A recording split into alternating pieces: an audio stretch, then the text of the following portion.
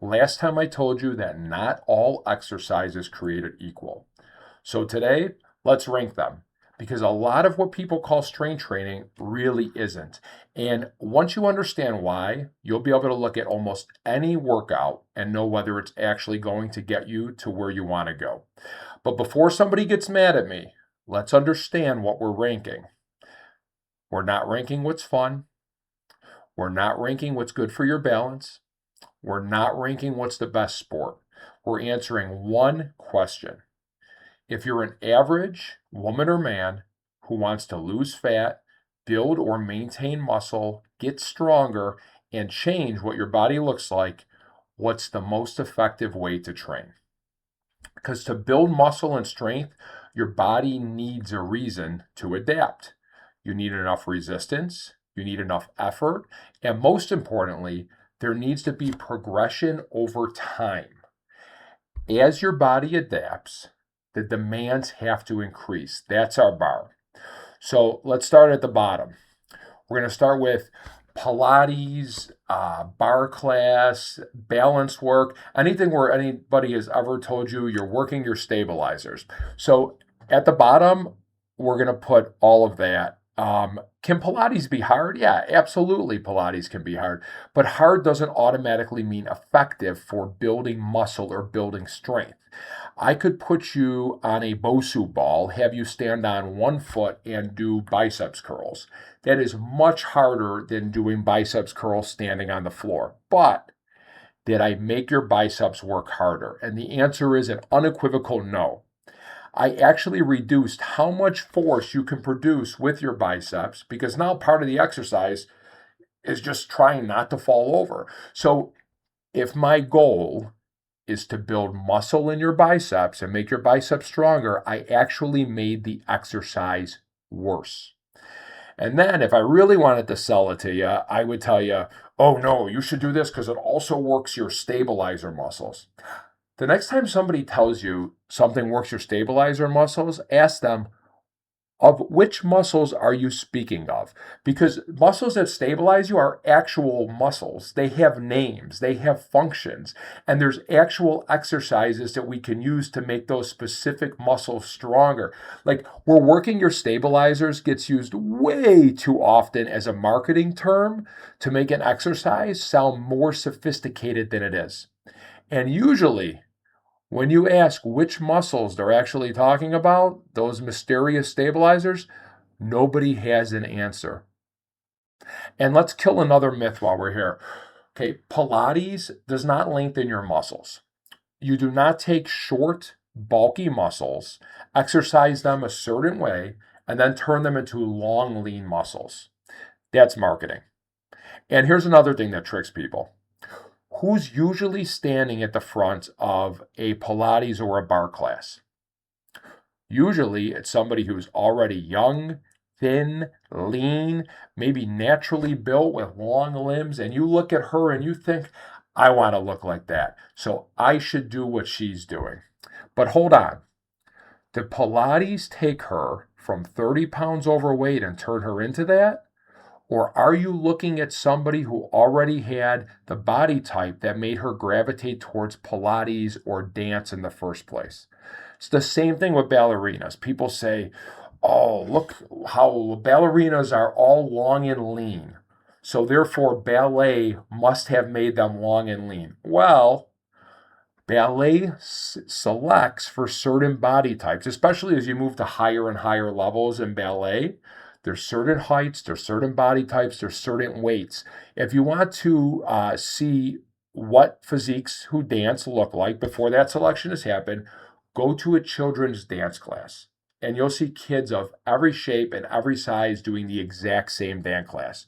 So don't confuse the body somebody brought to an activity with the body the activity created.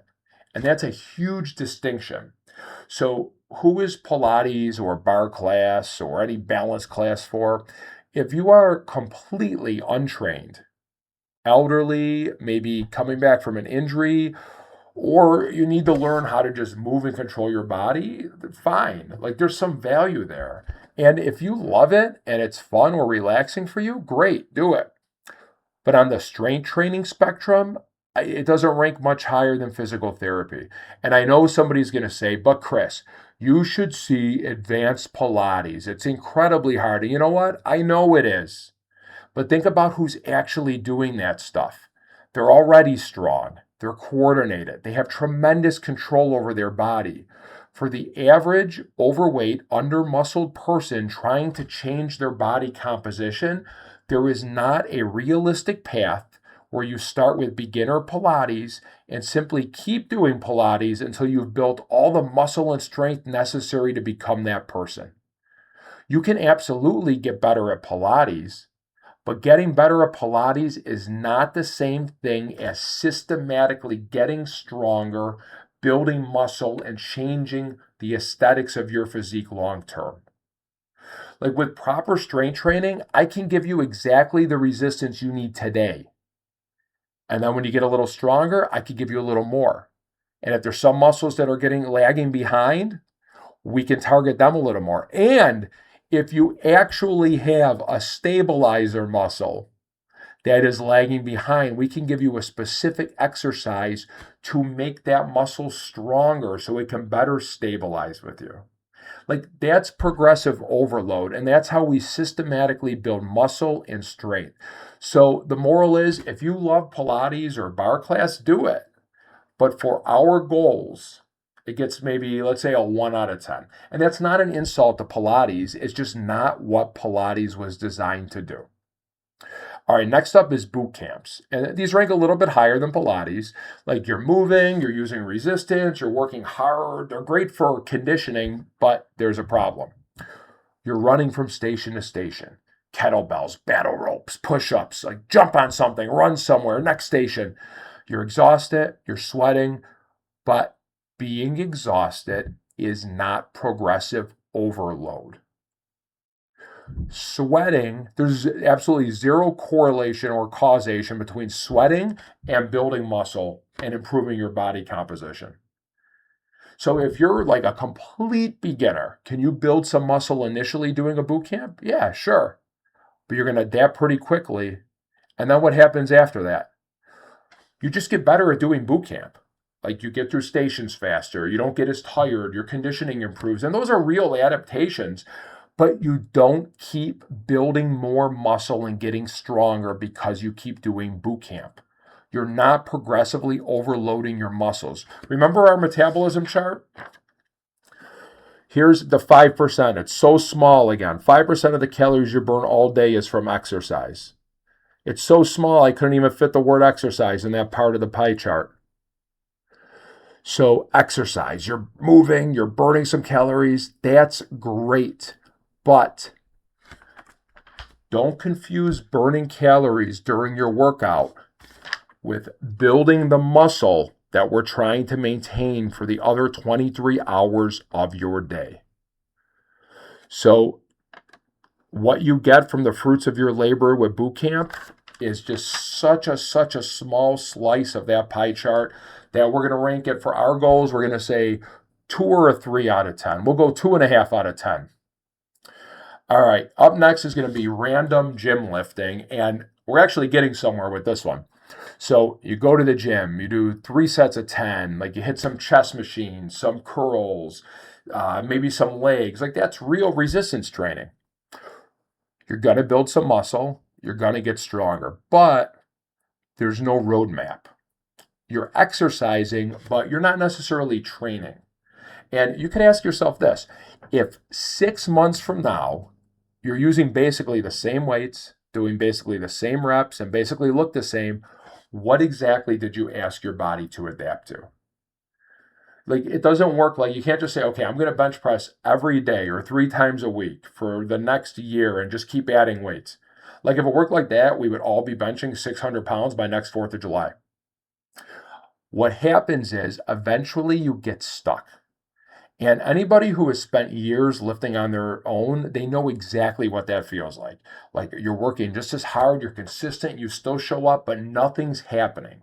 And one thing I hear all the time from people who have trained on their own for years before coming to me is how different it feels to put in the same effort that they were putting in before, but now they're actually progressing.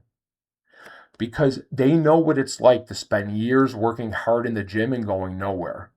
The effort wasn't the problem, the direction was. And that's why programming matters. Like sometimes exercises change, volume changes, intensity changes, frequency changes, recovery changes. We give your body a new reason to adapt. So random lifting will get you somewhere, but programming tells you where to go next. So for random lifting, we're going to give that a 6 out of 10. All right, up next is CrossFit. CrossFit gets about a 6 out of 10 too. Like CrossFit trains a lot of things: strength, power, endurance, conditioning, gymnastics, skill. And CrossFit is a sport. And I think that's one thing that goes over a lot of people's heads. Like when you go to a CrossFit class, you're primarily training to get better at CrossFit. And here's something people miss when they look at elite CrossFit athletes.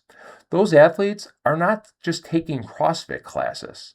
They're doing dedicated strength training, accessory work, skill work, conditioning. Like they're building the individual physical qualities they need, and then they're applying it to the sport of CrossFit. So, in other words, the best CrossFit athletes are doing a lot of what we're about to rank as number one, and they're practicing CrossFit, which is their sport. So, can CrossFit make you stronger? Absolutely. Can it make you fitter? Absolutely. Can you build some muscle? Sure. And that's why it gets a 6. But if our specific goal is to systematically build muscle, maintain that muscle while losing fat, and change your body composition, there is a much better way. So now we're going to get to the 10 out of 10. And that is a properly designed strength and hypertrophy program. We're training your entire body. We're choosing exercises that fit you. We're tracking what you're doing. We're progressively making you stronger. If something is weak, we address it. And when your body adapts to what we're doing, we progress the program so you keep progressing and you don't plateau. And here's another way to think about it. Success leaves clues. Like, what if there was an entire sport that was built around looking your absolute best, building muscle and getting as lean as possible? Like, wouldn't it make sense to look at those people and ask, what are they doing? Because they're probably doing what we should be doing. Well, guess what? That sport exists. For women, look at figure competitors, and for men, look at bodybuilding. Now, I'm going to preface this by saying, I'm not saying, guys, you want to necessarily look like a bodybuilder. And I'm not saying that the woman who wants to lose 50 pounds wants to get on stage in a bikini. But the path is fundamentally the same. So for the example of the woman who wants to lose 50 pounds, the path to losing 50 pounds is fundamentally the same as the path to getting on stage in a bikini. Both people are trying to lose fat while maintaining or building muscle.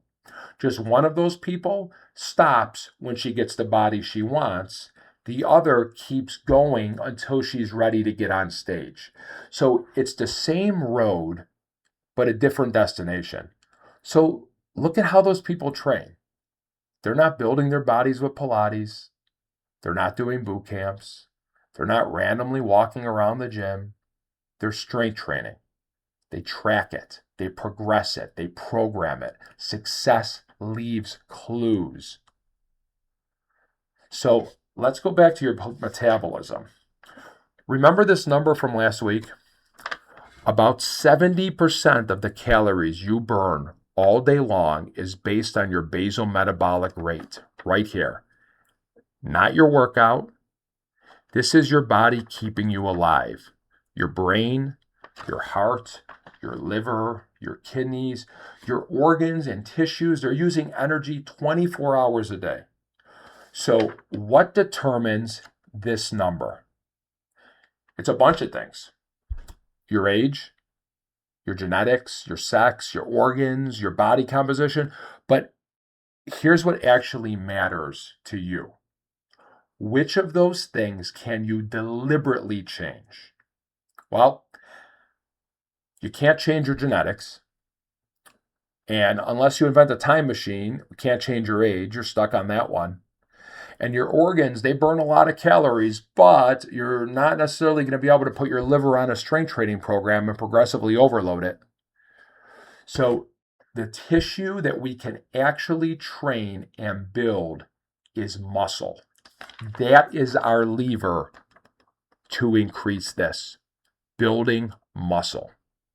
So let's say you need to lose 20 pounds and you decide, I'm just going to eat less. Great.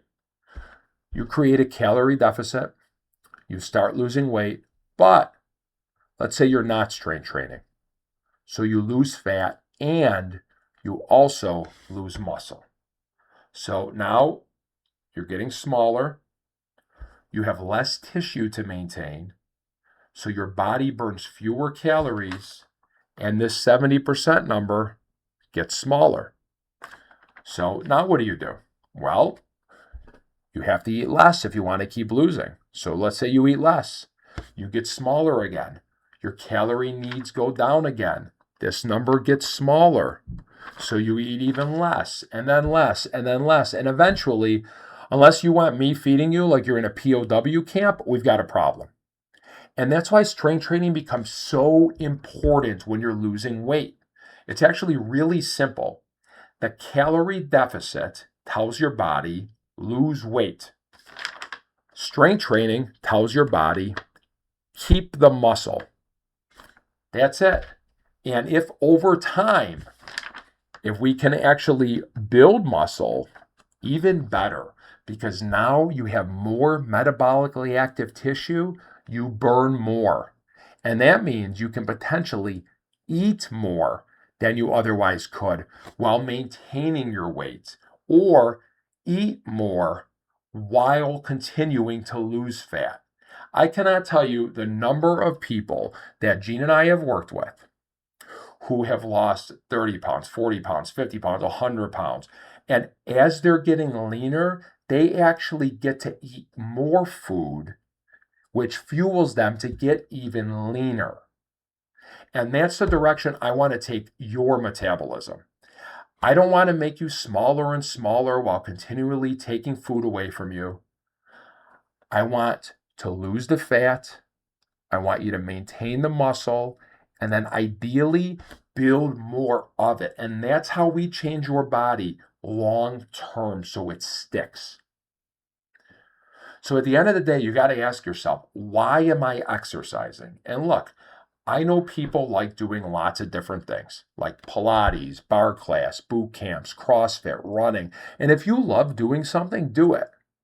But after doing this for as long as I have, 9 times out of 10, when I ask somebody, why are you exercising? They don't say, I really want to get better at Pilates. They say, I want to lose some weight. I want to get leaner. I want to look better. I want to feel better. Okay, if that's the goal, then that's the goal.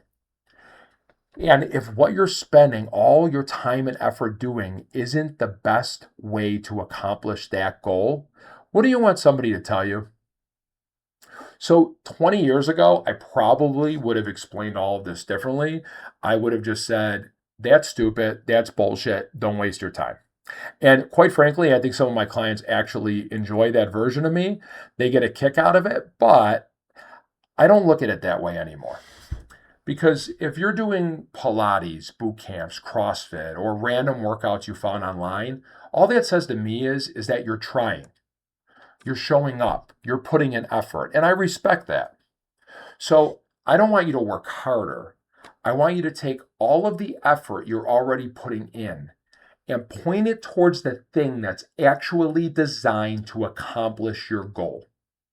Because there's nothing worse than working incredibly hard, not getting a result, and then eventually deciding, I guess my body just doesn't respond. Well, maybe that's not the problem. Maybe you didn't fail the program. Maybe the program failed you. This is Chris Rambola, and I hope you found value in this.